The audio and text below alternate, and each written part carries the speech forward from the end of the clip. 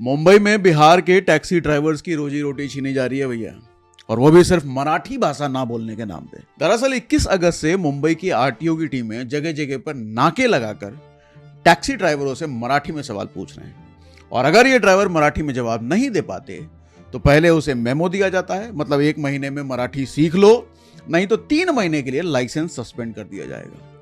और यही वजह है कि 24 अगस्त से टैक्सी ड्राइवरों ने 3 दिन की स्ट्राइक शुरू कर दी है। और अब बारिश के मौसम में मुंबई वालों को टैक्सी के लिए 1-1 घंटे इंतजार करना पड़ रहा है।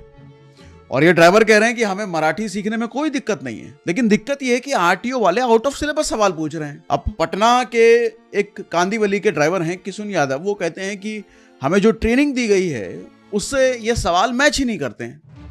और सबसे ज्यादा मार उन बुजुर्ग और कम पढ़े लिखे ड्राइवरों पर पड़ रही है जो कॉन्ट्रैक्ट पर गाड़ियां चलाते हैं और रोज की कमाई का टारगेट पूरा करते हैं। वो इनको नई भाषा सीखने का वक्त ही नहीं मिल पाता है, जबकि सरकार कह रही है कि ये नियम 1989 से है भैया, बस सख्ती से लागू अभी हो रहा है और मकसद सिर्फ मराठी और महाराष्ट्र की पहचान बचाना है, ऐसा सरकार कह रही है। लेकिन आंकड़े बता रहे हैं कि महाराष्ट्र में करीब 9,65,000 ड्राइवर हैं, जबकि ट्रेनिंग सिर्फ 1,65,000 को ही मिली है।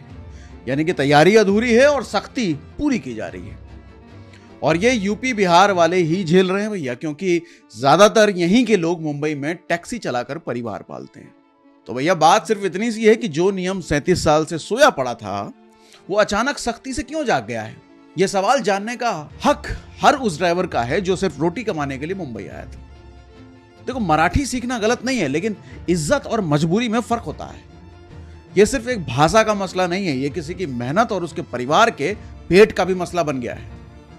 और याद रखिए, यही मेहनत कश हाथ है जो मुंबई की रफ्तार को बनाए रखते हैं। चाहे बारिश हो, भीड़ हो, ये हर हाल में सड़कों पर उतरते हैं।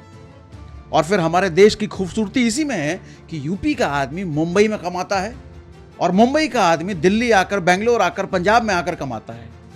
कोई किसी की जमीन पर एहसान नहीं कर रहा है, बल्कि यही अदला बदली देश को असली भारत बनाती है। बाकी सरकार को नियम लागू करने का पूरा हक है, लेकिन उतना ही हक हर इस ड्राइवर को भी है कि उसे मराठी भाषा सीखने का पूरा और सही मौका मिले, ताकि उसका लाइसेंस ना छीने और इंसाफ भी पूरा हो।